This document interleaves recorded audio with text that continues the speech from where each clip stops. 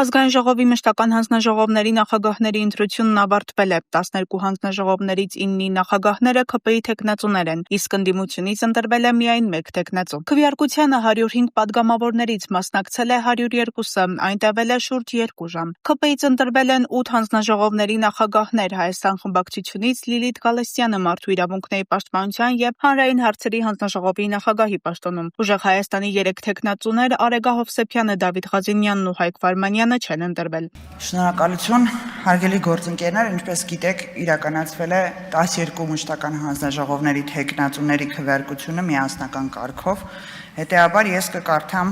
ցանկացած հանձնաժողովի նախագահի թեկնածուի տվյալները անհատապես առանձին։ Սկսենք Ազգային ժողովի ֆինանսավարական և բյուջետային հարցերի մշտական հանձնաժողովի նախագահի պաշտոնում ընտրվելու համար առաջարկվել է Հայկ Վարմանյանի թեկնածությունը։ Քվեարկությանը մասնակցել են 102 падգամավոր։ Քվեատուփում առկա էր 102 քվեաթերթիկ, որոնցից անվավեր է ճանաչվել 1-ը՝ կողմ 40, դեմ 61։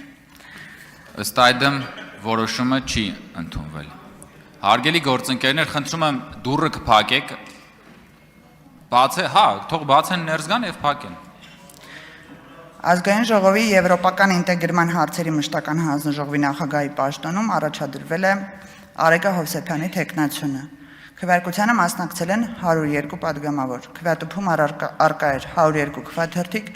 որոնցից անվավեր է ճանաչվել 0-ն՝ կողմ 40, դեմ 62։ Ըստ այդմ որոշումը չի ընդունվել։ Ազգային ժողովի տարածքային կառավարման և շրջակա միջավայրի պահպանության հարցերի մշտական հանձնաժողովի նախագահի պաշտոնում ընտրվելու համար առաջարկվել է Դավիթ Ղազինյանի թեկնածությունը։ Ազգային ժողովի 105 падգամավորներից քվեարկությանը մասնակցել են 102-ը։ Քվեատուփում առկա էր 102 քվեաթերթիկ, անվավեր 0։ Ձայները բաշխվել են Դավիթ Ղազինյան կողմ 40, դեմ 62։ Ըստ այդմ որոշումը չի ընդունվել։ Պարոն Վարմանյան, թույլ տվեք կտրականապես չհամաձայնվել են մտքի հետ, որ հանձնաժողովի նախագահները այսպես 0 նշանակություն ունի։ Շատ կարճ բացատրեմ, թե ինչու, ընդհանրապես գործիքակազմը ըստ կիրառելիության բավականին մեծ է, եւ երկրորդը գոնե Հայաստանում միշտ աշխատել է հետեւյալ սկզբունքը, ոչ թե պաշտոնը պետք է մարդուն գեղեցկացնի, այլ մարդը պետք է գեղեցկացնի այդ պաշտոնը։ Այս պարագայում ոչ թե գեղեցկացնի, այլ ավելի արդյունավետ դարձնի։ Ամեն դեպքում եւ մի առաջարկել ունեմ, եկեք մենք չքննարկենք մեզ ընտրել են, չեն ընտրել, ոնց չեն ընտրել եւ այլն։ Խնդրում եմ այդ թեման փակենք, որովհետեւ իմ համար հաճելի էր ամենայն դեպս այդ որոշում լսելը, բոլորը գիտեն դրա մասին։ Շնորհակալություն։ Պարոն Վարմանյան, Պարոն Կարապետյանը երբ ներկայացնում էր թեկնածուներին, նշեց, որ քվեարկության արդյունքը նաև կարելի է բացատրել նրանով, որ թեկնածուներին չեն հասցրել լավ ներկայացնել եւ նշեց, որ ելույթների հնարավորությունը ամբողջությամբ օգտագործելու են, այսինքն ենթադրում եմ, որ ձեր ամբողջ խմբակցությունը կամ մեծ մասը ելույթներ են ունենալու։ Արդյոք սա նշանակում է, որ այդ բոլոր ելույթները ուղղված են լինելու կամ նվիրված են լինելու թեկնածուների կենսագրությանը ու նրանց վերաբերող հանգամանքներին, որպեսզի մարդիկ ավելի լավ ճանաչեն ու լավ հասկանան, թե ով է թեկնածուն, թե մենք էլի մտնելու ենք ոլորտային եւ ոլորտից դուրս քննարկումների մեջ։ Կարծում եմ կլինի ոլորտային, պարոն Թունյան, ինչպես արդեն պարոն Կարապետյանը նշեց, սպասենք հարցերին, ըստ այդմ ընթացքը ցույց կտա, այս բանը չեմ կարող ասել ինչ հարցեր կնչեն։ Արձագանք։ Արդյոք նաև այս գործելավոճը կարելի է համարել որպես պայմանական, ասենք, վրեժ խնդրություն ձեր թեկնածուներին չընտրելու համար, որպեսզի մենք մինչև հոկտեմբեր մնանք նիստերի դահլիճում։ Շնորհակալություն։ Պարոն Թունյան, նույն հաջողությամբ ես կարող եմ ձեր խմբակցությանը հարց ուղղել։ Հայաստանի Հանրապետության օրենսդրությամբ համապատասխան հանձնաժողովների նախագահների պաշտոնները առաջադրում են ընդդիմությունը։ Նույն հարցը կարող եմ ձեզ տալ, արդյոք վրեժխնդրություն չէ ընդդիմությունից, որ 3 հանձնաժողովի նախագահի չեք ընտրել, հետևաբար ձեր հարցին չեմ կարող պատասխանել։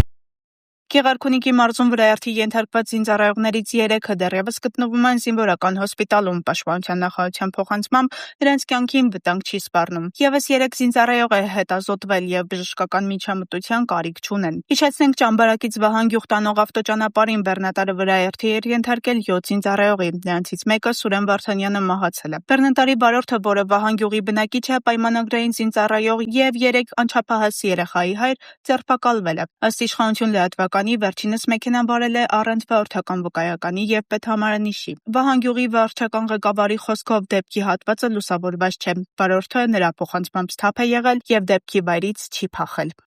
Հասարակական գործիչ Արամ Գևորգյանը հայտնել է, որ Ճամբարակի վրայերթի հետևանքով մահացած զինծառայող Սուրեն Վարդանյանը Ձորաղբյուրից էր։ Նա անցած տարի ավարտել էր տեղի դպրոցը, սրտի խնդիրների պատճառով 1 տարվա տարկետում ստացել, իսկ բանակ էր զորակոչվել այս տարվա հուլիսի 22-ին։ Ըստ Գևորգյանի, Սուրենը փաստացի 1 ամսվա զինծառայող էր, ուներ իրենից 1 տարի փոքր եղբայր Վոլոդիա Վարդանյանը։ Ծնողներ ունեն առողջական խնդիրներ, ապրում էին եղբայրների աշխատավարձով։ Միաժամանակ դեպքի վերաբերյալ տեղեկություններ են շրջանառվում, որ զինծառայողները պատժված են եղել եւ զորամասից դուրս ճանապարհին հակագազով վազել են։ Այդ տեղեկությունը պաշտոնապես չի հաստատվել։ Վիրավոր զինծառայողներից մեկի մայրն էլ հայտնել է, որ իր որդին հոդվածավորված է, եղել է ազատված ֆիզիկական ծանրաբեռնվածությունից։ Հայաստանի Հանրապետությունը թևակողում է իր պատմության նոր փուլը, որը իշխանությունն անվանում է 4-րդ հանրապետություն։ Այս մասին կառավարության նիստում հայտարարել է վարչապետ Նիկոլ Փաշինյանը, ներկայացնելով կառավարության 2026-2031 թվականների ծրագիրը։ Փաշինյանի խոսքով իրական Հայաստանի գաղափարախոսությունը Հայաստանում դարձել է պաշտոնական գաղափարախոսություն, իսկ 3-րդ եւ 4-րդ հանրապետությունների հիմնական տարբերությունն այն է, որ 3-րդը ձևավորվել է հակամարտության, իսկ 4-րդը խաղաղության տրամաբանությամբ։ Խաղաղության տրամաբանությամբ եւ այստեղ միայն հակամարտության եւ խաղաղության տրամաբանությունների մեջ չէ խնդիրը, այլ պետության ֆունկցիոնալ նշանակության։ Ինչի համար է պետությունը։ Ինչ գործնական առաքելություն եւ գործառույթ ունի պետությունը։ Երրորդ հանրապետությունը 1990 թվականին իր հռչակումով ըստ էության արձանագրել է, որ պետության նպատակը պայմանական ասած պատմական արդարության վերականգնումն է։ Եվ սրանից բխել են նաև որոշակի գործողություններ եւ ըստ էության այս հայեցակարգից է բխել նաև Ղարաբաղյան շարժումը եւ Ղարաբաղյան շարժումը այդ հայեցակարգի գործնական իրագործման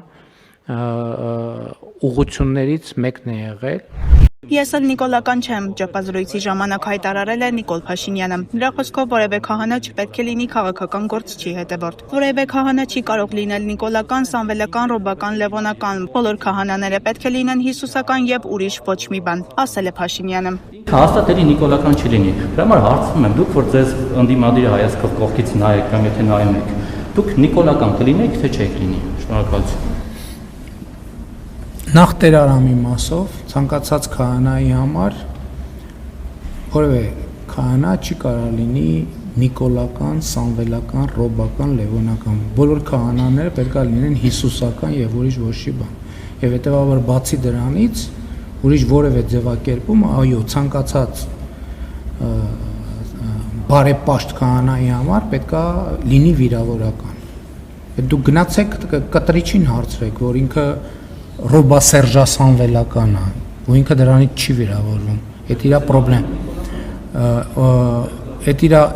իրա եթե նույնիսկ նիկոլական էր, ես ասացի արդեն, որ բարեպաշտ հոգևորականը կարող լինի միայն հայաստանյա առաքելական եկեղեցու հոգևորականը կարող լինի միայն հիսուսական, ուրիշ ոչ մի բան, ոչ մեկական չի կարող լինի եւ հետո այո, ցանկացած բանի ցանկացած հոգևորականի մեղադրել ինչ-որ մարդական լինելու մեջ, այո, այդտեղ կա պրոբլեմ։ Ինչ վերաբերյալ ես էլ նիկոլական եւ որևէ մարդական չեմ կարող լինել։ Ես կարող եմ լինել Հայաստանի Հանրապետությունական։ Իմ բոլոր որոշումները բխում են եւ բխել են Հայաստանի Հանրապետության շահերից։ Շվեյկը ասում է, եթե իմ մորաքույրը տղամարդ լիներ, ես նրան քեռի կասեի։ Հիմա եթե Դատարանում շարունակվել է ուժեղ Հայաստան կուսակցության առաջնորդ Սամվել Կարապետյանի գործով դատական նիստը։ Դատարանը չի թույլատրել, որ դատական նիստերն անցկացվեն առանց Կարապետյանի։ Կարապետյանն ասել է, որ ինքը ուրախ կլինի, եթե նիստերն անցնեն առանց իր մասնակցությամբ, կատակելով, թե լրագրողները շատ են հարցեր տալիս։ Դատարանի բակում էլ Սամվել Կարապետյանը անդրադարձել է իշխանության եւ հայ առաքելական եկեղեցու հարաբերություններին, հայտարարելով, որ եկեղեցու դեմ իշխանության պայքարը համաշխարհային ամոթ է, մեր ազգի ամոթն է։ Նա խոսել է այսպես կոչված գաղտնի պլանի մասին։ Պլաների հետ կախված ուժերի հետ հանդիպում պետք չեն։ Մենք էլ ունենք գաղտնի պլան, Փաշինյանն էլ ունի գաղտնի պլան իրեն հեռացնելու։ Արդյունքներ երբ կտեսնենք Ես շուտով։ Պարոն Կարապետյան, մեկ հարցը հայ առաքելական եկեղեցու վերաբերյալ տեսնում ենք, որ մեծ ու փոքր տարբեր քպայականներ շարունակ հայտարարում են, որ այս ընտրություններով մանդատ են ստացել նաև եկեղեցու հարցեր, այսպես ասած, լուծելու համար։ Հիմա տեսանք վեհապարին տարան հասցրին դատարան, օգոստոսի 28-ին արդեն այլ դատական նիստ է նշանակված, նոր դատավորի հանգամանքով պայմանավորված։ Դուք ինչպես եք պատրաստվում դիմակայել, ձեր այդ գաղտնի պլանը կօգնի եկեղեցուն։ Դա մտնում է Փաշինյանի իրեն հեռացման գաղտնի պլանի մեջ։ Դրա համար թողեք այդ մարդիկ գնալով իրենց հարցերը լուծեն։ Ինչպես եք գնահատում այդ process-ը եկեղեցու դեմ։ Դե դա ես ասել եմ, համաշխարհային ամոթ է, մեր ազգի ամոթն է։ Դա պրոստո հայտարարություն է։ Այս մարդիկ ինչ որ անում են ոչ միայն մեր եկեղեցու։ Պարոն Կարապետյան, հակադրություն այդ գաղտնի պլանի, այսօր բացահայտ պլան կառավարությունը իր նիստի օրակարգում էր, որ 2026-ից 31 թվականներին ինչ պետք է անեն եւ այդ թվում նաեւ եկեղեցու իրենց ասած բարենորոգումներ, վեհապարին պետք է հեռացնեն, նոր կաթողիկոս նշանակեն, այսինքն իրենց ծրագիրը բացահայտ է, հիմա դրա դիմաց ինչ որ իրենք կհասցնեն միայն իրենց բարենորոգեն, իրենց պլաներով հազիվ դա հասցնեն, Պարկասո են մնացածը չեն ասում։ Հակակոռուպցիոն դատարանում դատավոր Արամ Գրիգորյանի նախագահությամբ շարունակվել է ՀՀ երրորդ նախագահ Սերժ Սարգսյանի եւ մյուսների գործով դատական նիստը։ Սերժ Սարգսյանի պաշտպանը միջնորդել է դատաքննությունն անցկացնել առանց Սարգսյանի մասնակցության, դատարանը միջնորդությունը բավարարել է։ Նույնաբով այդ միջնորդություններ են ներկայացրել նաեւ մեղադրյալներ Վալերի Գրիգորյանի եւ Ալեքսան Ալեքսանյանի պաշտպանները, որոնք եւս բավարարվել են։ Այսպիսով գործով դատական նիստը կարող են շարունակվել առանց մեղադրյալների մասնակցությամբ, սակայն եթե դատարանը որևէ փուլում նրանց ներկայությունը անհրաժեշտ համարի, նրանք պարտավոր կլինեն ներկայանալ։ Երևանի Վարդաշեն թաղամասի վթարային հանրակացարանների բնակիչները կրկին բողոքի ակցիա են իրականացրել կառավարության շենքի մոտ։ Բնակիչները դժգոհել են իրենց առաջարկվող փոխհատուցման չափից։ Նրանց խոսքով մեքսենյականոց բնակարանի դիմաց առաջարկվող 7 միլիոն 800 հազար դրամը բավարար չէ նույնիսկ փոքր բնակարան ձեռք բերելու համար։ Հիվանդները խայրին կողմ է շուտ, ասիկը մենք փողոց։ Այդ երեխան խփեցին, այդ երեխան էլ իրան։ Այսինքն այդ երեխան հոգեկան հիվանդ է։ Էպիլեպսիա հոգեկան հիվանդ է։ Ու ծեծելով մցրեցին արդյոք։ Մեքենայի մեջ էլ են ծեծում։ Իրանք վախկոտ են։ Իրանք այս երեխեքին են դայակտվել ժողովրդին։ Իրանք վախկոտ են։ Այսի պետություն չի։ Դուք տեսել եք, որ ոստիկանները հարվածել են, հա։ Իհարկե տեսել եմ, կնամիկին էլ են հարվածել։ Հարվածել է, մազերը քաշելով ու տանում էր, են նստած անդեն։ Բախեցել է։ Հա, բախեցել է։ Ոստիկանները վնասել։ Ոստիկանները։ Ինչ վնասվածքներ ունեք։ Չգիտեմ ինչ վնասված կա, բայց արդեն ներվեց խառնվել է իրար, ես արդեն իմ տեղը չեմ գտնում։ Ես ինքս իմ ձեռով կապօգնություն տանգեցի, որ գայ դու ջեմի չկա։ Վատ եք զգում ձեզ։ Հա, բա ինչ եմ անում։ Երեխես այնտեղ ոստիկանությունում ես լավ կսկամ, որ մի ծնողը լավ կսկամ։ Եթե իմ ասկի առաջ մեքենայի մեջ են գնում, ծեծում են, ոստիկանի աշխատանք է էդի։ Ոստիկանը պետք է հոգեբանորեն պատրաստ լինի, ոստիկանը պետք է պատրաստ լինի քաղաքացու հետ զրուցելու, ոչ թե նստած են մեքենով տանեն։ Ձեր աչքի առաջ ծեծել են, որտեղ են հարվածել, որ մասերին էին հարվածում։ Գլխին, մեջքին, ոտերին, որտեղ ասես, ինքն էլ երկրորդ խմբի հաշմանդամա, անգործունակա, ես օրինական նրա խնամակալն եմ,